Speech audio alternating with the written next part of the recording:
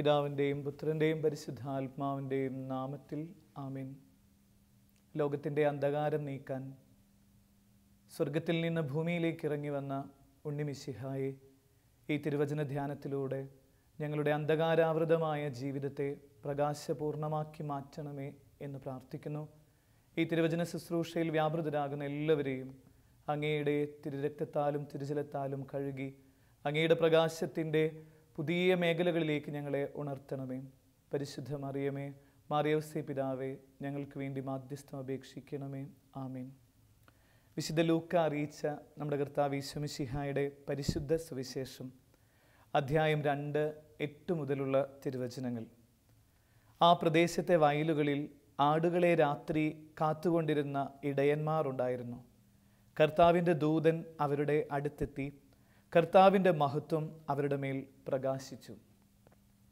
മിശിഹായിൽ ഏറ്റവും സ്നേഹം നിറഞ്ഞവരെ, വെളിച്ചത്തിൻ്റെ ഉത്സവക്കാഴ്ചകളാണ് ഡിസംബർ മാസത്തിലും ക്രിസ്തുമസിൻ്റെ ചൈതന്യത്തിലുമൊക്കെ നമ്മൾ കണ്ടെത്തുന്നത്.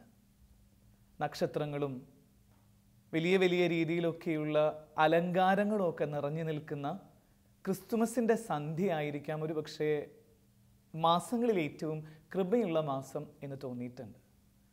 ക്രിസ്തു എന്തിനാണ് ഈ വാഴ്വിൽ വന്നത് എന്ന് ചോദിച്ചാൽ ലളിതമായി നമുക്ക് ഉത്തരം പറയാൻ പറ്റുന്നത് അവൻ എല്ലാവരെയും പ്രകാശിപ്പിക്കാൻ വന്നു എന്നുള്ളതാണ്. ഇന്ന് നമ്മൾ വായിച്ചു കേട്ട ഈ സുവിശേഷം തന്നെ അതിൽ ഒരു വാക്കുമാത്രം എടുത്ത് ധ്യാനിച്ചാൽ ഈ കാര്യം വ്യക്തമായിട്ട് നമുക്ക് മനസ്സിലാവും. ക്രിസ്തുവിനെ കുറിച്ച് പറയുകയാണ്, ആട്ടിടയന്മാർ കാണുകയാണ് കർത്താവിൻ്റെ ദൂതൻ അവരുടെ അടുത്തെത്തി കർത്താവിൻ്റെ മഹത്വം അവരുടെ ഇടയിൽ പ്രകാശിച്ചു എന്ന് പറയാം. ഒരു മനുഷ്യനെ തിരിച്ചറിയണമെങ്കിലും അവൻ എന്തിനാണ് ഈ നാട്ടിൽ വന്നത് എന്ന് മനസ്സിലാക്കുന്നതിനുള്ള ഏറ്റവും എളുപ്പമുള്ള കുറുക്കുവഴി എന്ന് പറഞ്ഞാൽ അവൻ എന്തിനെക്കുറിച്ചാണ് പറയുന്നത് എന്ന് പെട്ടെന്ന് മനസ്സിലാക്കിയാൽ മതി. അപ്പോൾ ക്രിസ്തുവിനെ ആവട്ടെ, ക്രിസ്തുവിൻ്റെ പിതാവെന്ന് പറയുന്ന ആബാ പിതാവിനെ ആവട്ടെ പരിശോധിച്ചാൽ ഇവർ ഏറ്റവും കൂടുതൽ ഉച്ചരിക്കുന്ന വാചകം വെളിച്ചം എന്നുള്ളതാണ്. നമുക്കറിയാം പഴയ നിയമത്തിൻ്റെ, അതായത് ഉൽപ്പത്തിയുടെ ചരിത്രം ആരംഭിക്കുന്നത് അല്ലെങ്കിൽ ദൈവം ആദ്യമായിട്ട് ഉച്ചരിക്കുന്ന വാക്കേതാ എന്ന് ചോദിച്ചു കഴിഞ്ഞാൽ വെളിച്ചമുണ്ടാകട്ടെ എന്നാണ് പറയുന്നത്. ഈശോ ജനിച്ചപ്പോൾ അന്ധകാരത്തിൽ കഴിഞ്ഞ ഒരു ജനത പ്രകാശത്തിലേക്ക് വന്നു എന്നുള്ളതാണ് പുതിയ നിയമത്തിൻ്റെ ആ ഏടുകൾ നമ്മൾ തുറക്കുമ്പോൾ കാണുന്നത്. അങ്ങനെയാണെങ്കിൽ ക്രിസ്തുമസിന് നമ്മൾ ഒരുങ്ങിക്കൊണ്ടിരിക്കുകയും അല്ലെങ്കിൽ ക്രിസ്തുമസിൻ്റെ ചൈതന്യത്തിൽ നിൽക്കുകയും ചെയ്യുന്ന സമയത്ത് ഉണ്ണിമിശിഹായെ നോക്കുമ്പോൾ നമുക്ക് കണ്ടെത്താൻ പറ്റുന്ന ഏറ്റവും കൃപയുള്ള കാര്യം എന്ന് പറയുന്നത് അവൻ്റെ അടുത്ത് പോയവരെല്ലാവരും പ്രകാശിതരായി എന്നുള്ളതാണ്. ഇരുട്ടിലായിരുന്നു പരിശുദ്ധ മറിയവും വിശുദ്ധ യോസേ പിതാവും. പക്ഷേ മിശിഹായെ കണ്ടതോടുകൂടെ അവരുടെ ഉള്ളിലുള്ള എല്ലാ ഇരുട്ടും മാറി എന്ന് തിരുവചനം പറയാം. ആട്ടിടയർ ഒരുപാട് സങ്കടങ്ങളിലൂടെ കടന്നു പോകുന്നവരാണ്. ഒരുപക്ഷെ മറ്റേത് ജീവവർഗത്തെക്കാളും ബുദ്ധിമുട്ടുള്ള ഒരു തൊഴിലാണ് ആടുകളെ മേയ്ക്കുക എന്നുള്ളത്. നമുക്ക് പെട്ടെന്ന് തോന്നും വളരെ സിമ്പിളായിട്ടുള്ള ജീവിയാണ്, എളുപ്പത്തിൽ അതിനെ മേയ്ക്കാന്നൊക്കെ. പക്ഷേ ഈ ആട്ടിടയന്മാരെ കുറിച്ചൊക്കെ പഠിക്കുമ്പോഴാണ് ആടുകളുടെ ജീവിതശൈലികളൊക്കെ മനസ്സിലാകുന്നത്. എന്ന് പറഞ്ഞാൽ ഒരുപാട് അധ്വാനം ആവശ്യമുള്ള ഒരു തൊഴിലാണ് ആട്ടിടയരുടെ തൊഴിൽ. ഈ തൊഴിലിലായിരുന്ന് രാത്രിയാവുമ്പോഴേക്കും അങ്ങനെ പ്രകാശം നഷ്ടപ്പെട്ടു പോയ മനുഷ്യരാണ് ഉണ്ണിമിശിഹായെ കാണാനായിട്ട് ആ ബെത്ലഹേമിലേക്ക് അവർ യാത്രയാവുന്നത്. പക്ഷെ ഉണ്ണീശോയെ കണ്ടു കഴിഞ്ഞപ്പോൾ തിരുവചനങ്ങളും ചരിത്രവും ഒക്കെ പറയുന്നത് പിന്നെ ആട്ടിടയർ പ്രകാശിതരായി തീർന്നു എന്ന് പറയാം. ആ പൂജരാജാക്കന്മാരെ അറിവുണ്ടായിരുന്നവരായിരുന്നു അവർ. എന്നിട്ട് എന്തിനാ ഉണ്ണീശോയെ കാണാൻ വന്നേ എന്ന് ചോദിച്ചാൽ ഉണ്ണീശോയുടെ ഉള്ളിൽ മറ്റുള്ളവർക്ക് പറഞ്ഞു കൊടുക്കാൻ പറ്റാത്ത അത്രയ്ക്കുള്ള അതിനേക്കാൾ അതീതമായ ഒരു പ്രകാശത്തിൻ്റെ നിറവ്, അറിവിനെ അതിശയിപ്പിക്കുന്ന ഒരുതരം അറിവിൻ്റെ നിറവ് എന്ന് പറയുന്ന ഒരു പ്രകാശത്തിൻ്റെ ധോരണി ഉണ്ടായിരുന്നു എന്ന് മനസ്സിലാക്കിയതുകൊണ്ടാണ്. അതുകൊണ്ടാണ് പൂജരാജാക്കന്മാർ ഒരു വഴിയിലൂടെ വന്നു, മറ്റൊരു വഴിയിലൂടെ ഈശോയെ കണ്ടതിന് ശേഷം പോയി എന്നൊക്കെ പറയുന്നത്. അങ്ങനെയാണെങ്കിൽ ഈ ഒരു നല്ല ദിവസം നമുക്ക് ഓർത്തെടുക്കാനുള്ളത് ആരൊക്കെ ഈശോയിലേക്ക് വരുന്നോ അവരൊക്കെ പ്രകാശിതരാവും എന്ന് ഒരു ചെറിയ തിരിച്ചറിവിലേക്ക് കടന്നു വരിക എന്നുള്ളതാണ്. അപ്പോൾ ക്രിസ്തുമസ് എന്താ ചോദിച്ചു കഴിഞ്ഞാൽ പെട്ടെന്ന് നമുക്ക് പറയാം അത് വെളിച്ചത്തിൻ്റെ ഉത്സവമാണ്. ആരുടെയെങ്കിലുമൊക്കെ ജീവിതത്തിൽ പ്രകാശമില്ലാത്ത അവസ്ഥയുണ്ടെങ്കിൽ അത് ഏത് മതത്തിൽ പെട്ടവരാകട്ടെ, അവർ കുറച്ചു നേരം ഈ ഉണ്ണിമിശിഹായുടെ അടുത്ത് പോയിരുന്നാൽ പ്രകാശത്തിൻ്റെ ഒരു അനുഭവത്തിലേക്ക് എത്തും എന്നുള്ളതാണ് ഈ ക്രിസ്തുമസിൻ്റെയൊക്കെ ഏറ്റവും നല്ല സുവിശേഷം എന്ന് പറയുന്നത്. ക്രിസ്തു ചെയ്ത പ്രവൃത്തികൾ എന്താ? അത് മുഴുവൻ ഇങ്ങനെ മറ്റുള്ളവരെ പ്രകാശിപ്പിക്കാനുള്ള ഒരു ശ്രമകരമായ ദൗത്യത്തിലാണ് ക്രിസ്തു ഇടപെട്ടിട്ടുള്ളത്. അത് ഈശോയുടെ ആ ഒരു 33 വർഷത്തിൻ്റെ ആ ചെറിയ ലൈഫ് ഒന്ന് പരിശോധിച്ചാൽ മതി. ഈശോ എന്താ ചെയ്തേ ചോദിച്ചു കഴിഞ്ഞാൽ നിശ്ചയമായും ചെയ്തത് വീണ് കിടക്കുന്ന, അതല്ലെങ്കിൽ ഇരുട്ടിൽ കഴിഞ്ഞ ഒരു ജനതയെ പ്രകാശിപ്പിക്കാനുള്ള മുഴുവൻ കാര്യത്തിലും അവൻ വ്യാപൃതനായി എന്നുള്ളതാണ്. അപ്പോൾ നമ്മളിങ്ങനെ ഈ ഒരു തിരുവചനത്തിൽ നിന്ന് അടർത്തിയെടുക്കാൻ ആഗ്രഹിക്കുന്ന കാര്യം, ക്രിസ്തുവിൻ്റെ അടുത്ത് പോയിരുന്ന് ഇനി നമ്മുടെ ജീവിതത്തിൽ കുറച്ച് പ്രകാശത്തിൻ്റെ ഒരു നിറവുണ്ടാവണം എന്നുള്ളതാണ്. ഇന്നത്തെയൊക്കെ സമീപകാല ഏറ്റവും വലിയ പ്രശ്നം എന്താ ചോദിച്ചു കഴിഞ്ഞാൽ, എല്ലാവരും ഇങ്ങനെ വളരെ ഇരുട്ടിൽ കഴിയുന്ന ആൾക്കാരാണ്. വെറുതെയൊക്കെ ഒന്ന് പോയിട്ട് മിററിലൊക്കെ നോക്കി കഴിയുമ്പോഴാണ് നമ്മുടെ മുഖത്തൊക്കെ വന്നിരിക്കുന്ന വല്ലാത്തൊരു വരൾച്ചയുടെ അല്ലെങ്കിൽ ഒരു ഇരുണ്ടു പോയൊരവസ്ഥയൊക്കെ കണ്ടെത്താൻ പറ്റുക. ഈ ഒരു വചനധ്യാനത്തിലൂടെ കടന്നു പോകുന്നവർ നിശ്ചയമായിട്ട് ഈ ഒരു ചെറിയൊരു പ്രഭാഷണം കഴിഞ്ഞാൽ പോയിട്ടൊന്ന് ഒരു മിററിൻ്റെ മുമ്പിൽ പോയി നിൽക്കുക. എന്നിട്ട് ഇങ്ങനെ നോക്ക്, ശരിക്കും എൻ്റെ ഉള്ളിലൊരു പ്രകാശമുണ്ടോ?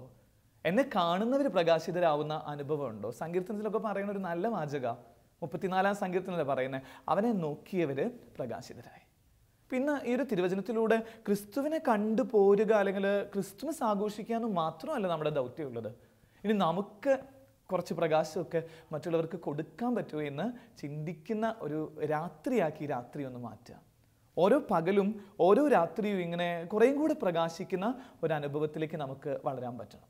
നമ്മളുടെ അടുത്ത് വന്നു പോകുന്നവർ അവർ കരഞ്ഞു പോകുന്ന ഒരു അനുഭവം ഇനി മുതൽ ഒരു പുതിയ വർഷത്തിൽ ഉണ്ടാവില്ല എന്ന ഒരു ചെറിയൊരു തീരുമാനം ഈ സുവിശേഷത്തിൻ്റെ വെളിച്ചത്തിൽ നമുക്ക് എടുക്കാൻ പറ്റും. അങ്ങനെയാണെങ്കിൽ എങ്ങനെയാണ് ക്രിസ്തു ഒരാളെ പ്രകാശിപ്പിച്ചതെന്നൊന്ന് പെട്ടെന്ന് മനസ്സിലാക്കിയിട്ട് അതുപോലെ പ്രകാശിപ്പിക്കാനുള്ള ഒരു തീരുമാനം ഈ ദിവസങ്ങളിൽ നമുക്ക് എടുക്കാം. ഈശോ പ്രധാനമായിട്ടും 3 രീതിയിലാണ് ഒരു മനുഷ്യനെ പ്രകാശിപ്പിക്കുന്നത്. 3 രീതിയിലാണ് അവൻ്റെ ഒരാളിലേക്ക് ഇറങ്ങിച്ചെല്ലുന്ന അല്ലെങ്കിൽ ക്രിസ്തുവിൻ്റെ ജീവിതത്തിലുണ്ടായിരുന്ന പ്രകാശത്തെ നമുക്ക് കണ്ടെത്താൻ പറ്റുന്നത്. അത് ദ ഫസ്റ്റ് വൺ എന്ന് പറയുന്ന അല്ലെങ്കിൽ ആദ്യത്തെയായിട്ട് നമുക്ക് പറയാൻ പറ്റുന്നത് അവൻ്റെ വാക്കുകളിലൂടെ അവൻ അനേകരെ പ്രകാശിപ്പിച്ചു എന്നുള്ളതാണ്. അതുകൊണ്ടൊക്കെയല്ലേ 5000-ത്തിലധികം മനുഷ്യർ ആ രാവിലെ മുതൽ രാത്രി എന്ന് പറയുന്ന സമയം വരെ ഇങ്ങനെ ഇവനെ കേൾക്കുക മാത്രമേ ചെയ്തുള്ളൂ എന്ന് പറയണേ. ഇവൻ്റെ വാക്കുകളിലുള്ളൊരു പ്രകാശം അനുഭവിച്ചതുകൊണ്ട് വിശപ്പ് പോലും അവർ മറന്നു പോവുക. ആ തിരുവചന ഭാഗത്ത് ആരും പറയുന്നില്ല ഞങ്ങൾക്ക് വിശന്നു എന്ന് പറയുന്ന ഒരു വാക്ക് അവർ പറയുന്നില്ല. എന്നിട്ട് ഈശോയാണ് പറയണത് അവർക്ക് എന്തെങ്കിലും കഴിക്കാൻ കൊടുക്കുന്നൊക്കെ. ഇനി ശരിക്കും പറഞ്ഞാൽ അവർക്ക് അതിൻ്റെ ആവശ്യമില്ല. കാരണം അവരിങ്ങനെ പ്രകാശിതരായ മനുഷ്യരായി, ദി ഇല്യൂമിനേറ്റഡ് പീപ്പിൾ ആയതാ.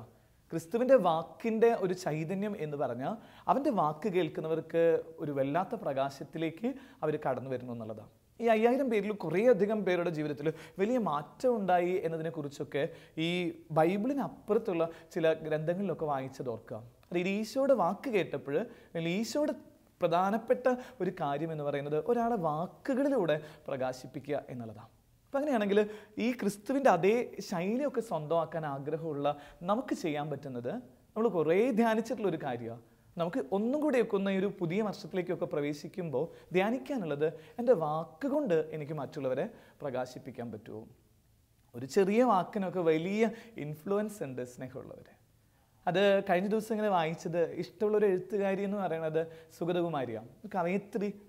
രാത്രിമഴ എന്ന് പറയണ ഒരു കവിത മാത്രം വായിച്ചാൽ മതി, നമ്മൾ കുറേ പ്രകാശിക്കുന്ന ഒരു അനുഭവത്തിലേക്കൊക്കെ എത്തും. ഈ പുള്ളിക്കാരിയുടെ ജീവിതത്തിൽ പറയുന്ന ഒരു സംഭവമുണ്ട്. ഈ പുള്ളിക്കാരുടെ വാക്കാണ്, സുഗതകുമാരിയുടെ വാക്ക് എന്ന് പറഞ്ഞാൽ അനേകരെ പ്രകാശിപ്പിക്കുന്ന, അനേകരുടെ കണ്ണീരൊപ്പുന്ന അനുഭവമായിരുന്നു എന്നാണ് പറയുന്നത്. ഒരു അക്രൈസ്തവയായ സ്ത്രീ.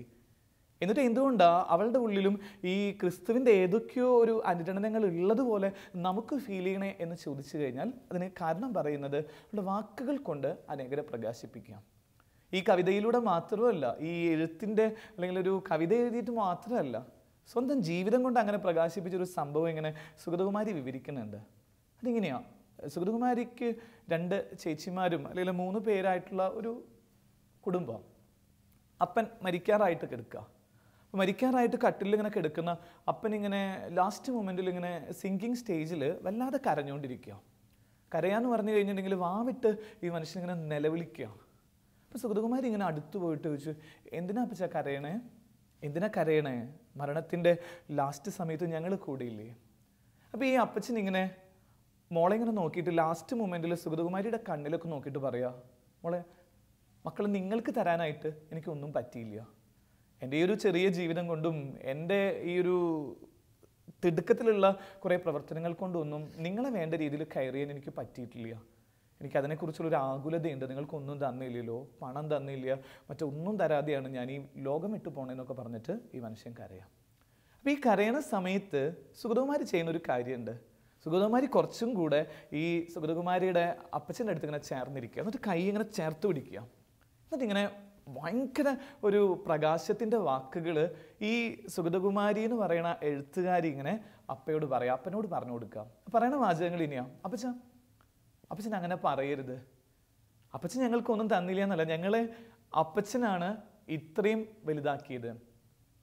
ഞങ്ങളുടെ കൈകളിൽ 3 പേരുടെയും കൈകളിൽ ഒരു പേന അപ്പച്ചൻ വെച്ച് തന്നില്ലേ, ചങ്കൂറ്റത്തോടുകൂടെ നിവർന്ന് നിൽക്കാൻ ഞങ്ങളെ പഠിപ്പിച്ചത് അപ്പച്ചനല്ലേ, പിന്നെ എന്തിനാ അപ്പച്ചൻ ഒന്നുമില്ല എന്ന് പറയണതെന്ന് പറഞ്ഞിട്ട് ഒരു 3-4 വാക്കുകൾ കൊണ്ട് സുഗതകുമാരി ഇങ്ങനെ പെട്ടെന്ന് ഈ അപ്പച്ചൻ്റെ ജീവിതത്തിൻ്റെ കണ്ണീരിൻ്റെ പുഴ ഇങ്ങനെ അതിങ്ങനെ തടഞ്ഞു നിർത്തുക.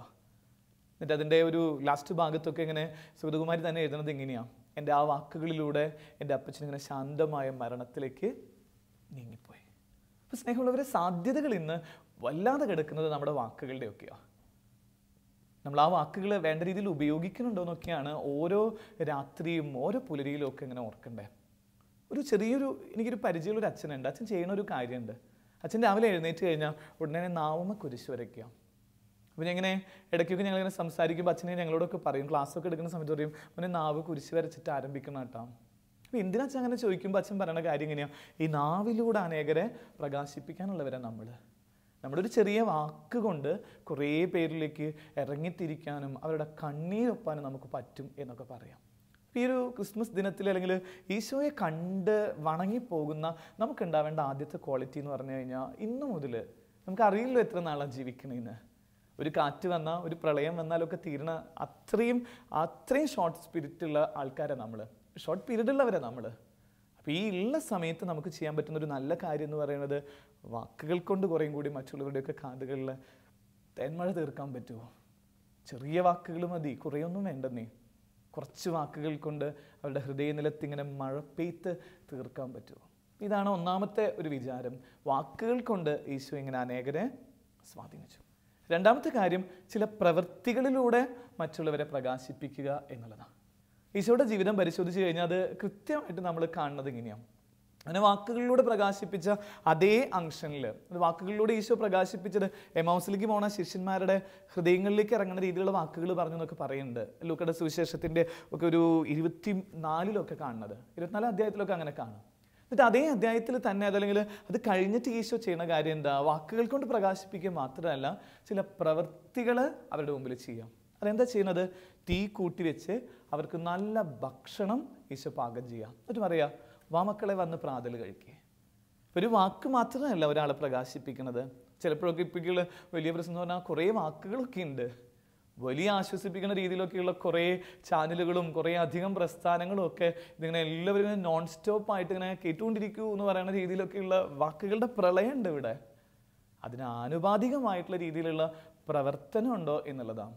ഈ പ്രവർത്തനം കൂടി ഉണ്ടാകുമ്പോഴാണ് ഈ വാക്കുകൾക്ക് ബലം ഉണ്ടാവുള്ളൂ. അതാണ് ക്രിസ്തുവിൻ്റെ ഒരു രണ്ടാമത്തെ പ്രത്യേകതയായിട്ട് പറയുന്നത്. അവൻ്റെ വാക്കുകൾ കൊണ്ട് പ്രകാശിപ്പിച്ചു, രണ്ടാമത്തെ അവൻ്റെ പ്രവൃത്തികളിലൂടെ അതിങ്ങനെ കുറച്ചും കൂടെ കൺഫേം ആക്കി തീർക്കുക. അതിന് ഒരു നല്ല ഉദാഹരണം കാണുന്നത് ഈശോ ഇങ്ങനെ കുറച്ച് അധികം ദൂരമുള്ള ഒരു സ്ഥലത്തേക്ക് പോകുന്നതിനെ കുറിച്ചുള്ള ഒരു തിരുവചന ഭാഗമുണ്ട്. ആ തിരുവചന ഭാഗം എന്ന് പറയുന്നത് ഇങ്ങനെയാണ്: അവനിങ്ങനെ കുറേ നാളായിട്ടുള്ള ഒരു വലിയ പാപി എന്നൊക്കെ പറയുന്ന രീതിയിൽ അല്ലെങ്കിൽ വലിയ പൈശാചിക ബന്ധനമുള്ള ഒരാളെ കാണാനായിട്ട് ഈശോ പോകുന്നുണ്ട്. അതൊരു മറുകരയിൽ നിന്നും മറ്റൊരു മറുകരയിലേക്ക് പോകണേ. ആ ബൈബിളിൻ്റെ വ്യാഖ്യാനം എടുത്ത് നോക്കിക്കഴിയുമ്പോൾ ക്രിസ്തു ഒരാളെ സുഖപ്പെടുത്താനാണ് ഇത്രയും ടൈം എടുത്ത് അവിടെ ചെല്ലുന്നത്. അവിടെ ചെല്ലുമ്പോൾ കാണുന്നത് ഇങ്ങനെയാണ്: ഒരുത്തനിങ്ങനെ സിമിത്തേരിയിൽ കല്ലറയുടെ മേൽ കയറിയിരിക്കുക, വസ്ത്രം ധരിക്കണില്ല, ഇരുളിൻ്റെ അങ്ങനത്തെ ഒരു രൂപമായിട്ടുള്ള ഒരാൾ. അപ്പോൾ തന്നെ ഈശോയുടെ അടുത്ത് പറയുന്നുണ്ട്, കടന്നു പോ, എന്തിനാ എൻ്റെ അടുത്തേക്ക് വന്ന, എൻ്റെ കാര്യത്തിലൊക്കെ എന്തിനാ ഇടപെടണേന്നൊക്കെ പറഞ്ഞിട്ട് ഇങ്ങനെ കളിയാക്കുമ്പോൾ ഈശോ ചെറിയ പ്രവൃത്തികൾ കൊണ്ട് അവനെ എന്ത് ചെയ്യുക, ആ വെളിച്ചത്തിലേക്ക് കൊണ്ടുവരാനായിട്ടുള്ള ഒരു പരിശ്രമം നടത്തുക. അവനെ ഒരാളെ സുഖപ്പെടുത്താൻ മാത്രം അവനിൽ നിന്നുള്ള എല്ലാ പൈശാചിക ബന്ധനങ്ങളും മാറ്റിയിട്ട് ഉടനെ തന്നെ അവനെ വസ്ത്രം ധരിപ്പിച്ചു എന്ന് തിരുവചനം പറയാം.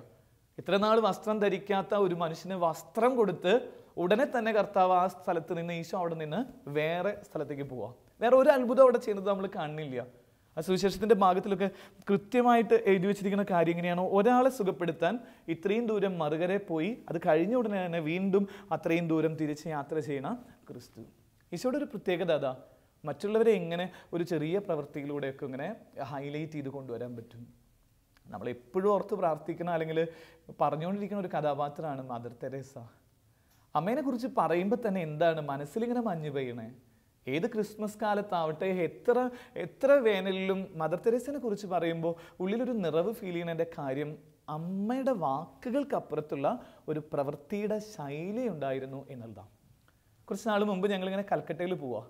അപ്പം ഇപ്പം പോലും കൽക്കട്ടയിൽ ചെല്ലുമ്പോൾ മദർ തെരേസയുടെ പേര് പറയുമ്പോൾ അവരുടെ മുഖത്ത് വിരിയണ ഒരു തരം പുഞ്ചിരിയുണ്ട്. സാധാരണ മനുഷ്യരിൽ ഞാൻ ഓർക്കായിരുന്നു, ഞങ്ങളിങ്ങനെ പോണ സമയത്ത് ഞങ്ങൾ വേറെ ഏതോ കുറേ സ്ഥലമൊക്കെ പറഞ്ഞു കഴിഞ്ഞപ്പോൾ അവിടെ ഉണ്ടായിരുന്ന റിക്ഷ വലിക്കുന്നവരൊക്കെ പറഞ്ഞു അവർക്ക് അറിയില്ല എന്ന് പറയാം, അവരുടേതായിട്ടുള്ള ഭാഷയിലൊക്കെ. ഞങ്ങളൊന്നും മദർ തെരേസയുടെ മഠത്തിൻ്റെ സൈഡിലാന്നൊക്കെ പറയുമ്പോൾ അങ്ങനെ പറഞ്ഞ ഉടനെ തന്നെ അവർ പറയാം മാം ഓ. പിന്നെ അവരുടെ മുഖത്ത് വിരിയണ പുഞ്ചിരിയും കണ്ണുകളിലുണ്ടാവണ തിളക്കമൊക്കെ കാണുമ്പോൾ വർഷം ഇത്ര കഴിഞ്ഞിട്ടും അവർ ഇപ്പോഴും ഇങ്ങനെ ഈ അമ്മയെ ഓർക്കുക.